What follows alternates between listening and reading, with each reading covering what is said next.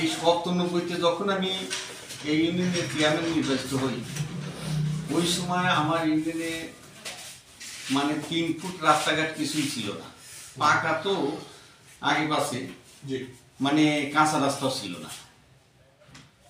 তারপর থেকে আমি পরিষদের চেয়ারম্যান হওয়ার পর থেকে কিছু কিছু কাঁচা রাস্তা করার পরে 5 বছর শেষ হলো। পরবর্তীতে আবার যে চেয়ারম্যান হলো উনি 6 বছর ছিল, 5 বছরের ঊর্ধ্বে ছিল। ওই সময় আর কোনো রাস্তাঘাট করতে পারে নাই। ওই সময় আসলে এলাকায় সন্ত্রাসী ছিল, রহমান বেড়ার থেকে চেয়ারম্যানি করতো। আমি অবশ্য ওই 5 বছরও ডালারচর থেকেই চেয়ারম্যানি করছি, কিন্তু খুব সতর্ক অবস্থায়। মানে প্রশাসনের লোক আমার ডালারচরে এসে সাহস পেত না, এরকম একটা দিন আর রাত্রি নেই, সবসময় একই ভাব ছিল, রাস্তাঘাট ছিল না। সেই কারণে সন্ত্রাসীদের আবির্ভাব ছিল। এই মানিকগঞ্জ, কুষ্টিয়া, রাজবাড়ির থেকে এই নিষিদ্ধ ঘোষিত পার্টির ছেলেরা এসে এই সমস্ত জায়গায় বসবাস করত। আমি পরবর্তীতে যখন আবার চেয়ারম্যান হলাম, ওইখান থেকে 3 বার চেয়ারম্যান হই। চেয়ারম্যান হওয়ার পরে প্রশাসনের সহায়তায় এবং আওয়ামী লীগ সরকারের নেতৃত্বে, আমাদের এমপি মহোদয়দের সাহায্যে এই এখন যে সমস্ত রাস্তাঘাট হয়েছে, এটা মোটামুটি একটা পরিবেশে ডালারচর ইউনিয়নের লোকজন বসবাস করছে। ডালারচরে আদৌ কোনো চোর ডাকাত নাই, সন্ত্রাসীও নাই। সন্ত্রাসী যদি ডালারচরের ছেলেরা থাকতো তাহলে এখনো থাকতো। ওদের আর প্রশাসনের সহায়তায় এবং আওয়ামী লীগ সরকারের যে শাসন ব্যবস্থা, এই শাসন ব্যবস্থায় আমার মনে হয় অনেক এলাকায় সন্ত্রাসী নাই। তার মধ্যে আমার ডালারচরে যে অরণ্যভূমি ছিল সন্ত্রাসী, একবারেই বলা চলে 95% নাই। এখন ডালারচরের মানুষ ভালোভাবে বসবাস করছে। আওয়ামী লীগের আমলে এই আমার ডালারচরে বাঁধেরহাট থেকে যে সিএমবি রাস্তাটা কাশিমপুর পর্যন্ত হয়েছে, কাজেহাট থেকে কাশিমপুর পর্যন্ত বেড়িবাঁধটা পাকা হয়েছে, এবং বেশ কয়েক কিলো 20 কিলো পর্যন্ত রাস্তা এলজিডির মাধ্যমে পাকা হয়েছে। এখন মনে করেন সারাদিন থেকে সরাসরি ডালারচরে ঢোকা যাচ্ছে গাড়ি নিয়ে। আপনারাও একটা মাইক্রো নিয়ে ঢুকছেন, এই হাইটেও তো এই রাস্তা আসা যেত না। এইরকম মনে করেন সারা ইউনিয়নে মোটরসাইকেল মাইক্রো চলাচলের একটা ব্যবস্থা এই আওয়ামী লীগ সরকারের আমল হয়েছে। এই আমার আপনাদের এই আমরা পরিষদে বসে আছি, পরিষদের এই কয়েক বছর পরে যে হাই স্কুলটা দেখছেন, 4 তলা একটা ভবন হয়েছে, 2 তলা একটা ভবন হয়েছে। এখানে স্কুল ছিল না। এক সময় তো আপনিও এখানে চেয়ারম্যান হয়ে এখানে বসতে পারিনি। আমি বাঁধেরহাট থেকে কার্যক্রম অস্থায়ী কার্যক্রম থেকে চালাইছি।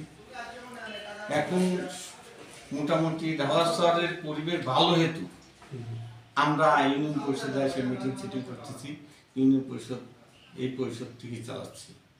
এখন দেখেন, এই ডালারচরে একটা হাই স্কুল ছিল না। আমাদের ছেলে মেয়ে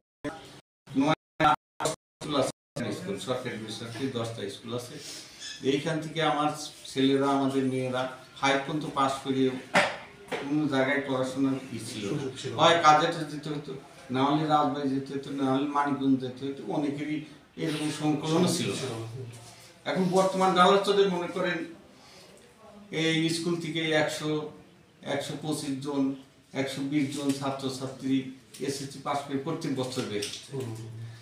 আল্লাহর ইচ্ছায় আমাদের এমপি মহোদয়ের নেতৃত্বে সহায়তায় এই স্কুলটা স্কুল অ্যান্ড কলেজের অনুমতি পাইছে।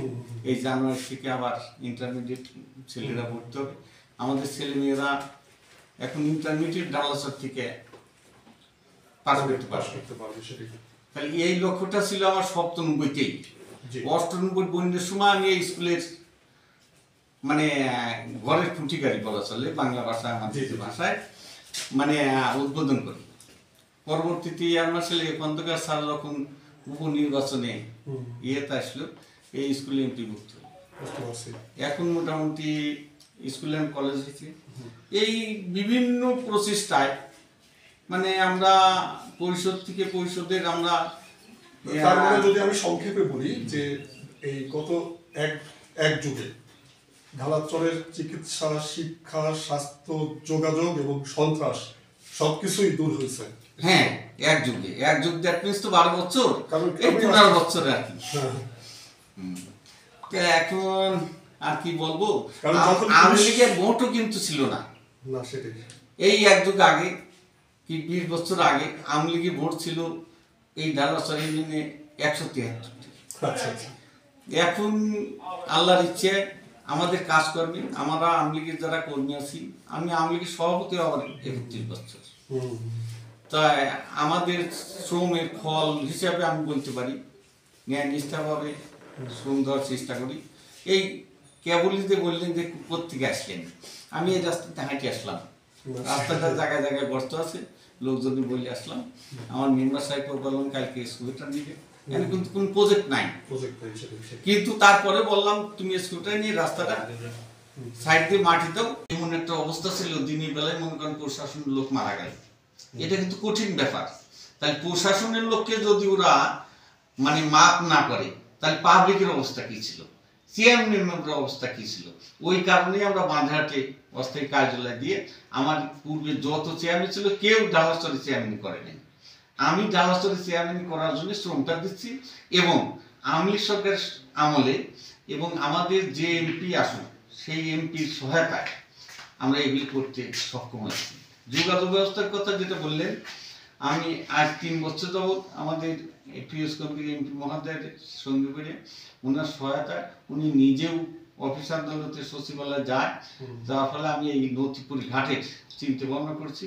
চিন্তা ভাবনা করার পরে যেটা খয়েরচর বলে, এটা আসলে খয়েরচর না খাটচর। এই খাটচরের ঘাটটা আমাদের একটা কৃতি সন্তান আছে, আমার অতিরিক্ত চিফ ইঞ্জিনিয়ার রোস্টেস ইঞ্জিনিয়ার সবুজউদ্দিন খান। তো ওনার সহায়তায় আমার মনে করেন ঘাটের মোটামুটি একটা হয়েছে কয়েকদিন আগে। ওই রাস্তাটা করার জন্যে সচিব মহোদয় এবং রোস্টেস চিফ ইঞ্জিনিয়ার সহকারে উনি সবুজ খান সহকারে এখানে আসছিলেন, পরিদর্শন করে গেছেন, কাগজপত্র মোটামুটি হচ্ছে। এই রাস্তাটা আমি বোঝাতে সক্ষম হয়েছি ওনাদের যে এই রাস্তাটা করলে 20 মিনিটে আমাদের এই রাজশাহী বিভাগের মানুষ আরচা পৌঁছাতে পারেন 20 মিনিটে, মানে লোড আনলোড বাদ দিয়ে 20 মিনিট। তো ওনারা সবাই আসলে সন্তুষ্ট। আমার মনে হয় এই অধিবেশন আরম্ভ হলে এই কাগজগুলো একদিকে পাস হবে, এই আরচার দিকে পাস হয়। শর্ট টাইমে মনে করেন কমপক্ষে 2 ঘন্টা কম লাগবে ওদের এই রাস্তাতে পার হলে। তারপরে উত্তর দক্ষিণ দুই অঞ্চলের মানুষ উপকৃত হবে। আসলে এক যুগের ভিতরে এই আওয়ামী লীগ সরকারের এক যুগের ভিতরে আমাদের ডালাচরে কি পরিবর্তন হয়েছে এটা বোঝানো কষ্ট। মনে করেন 80% আমরা সফল পাইছি।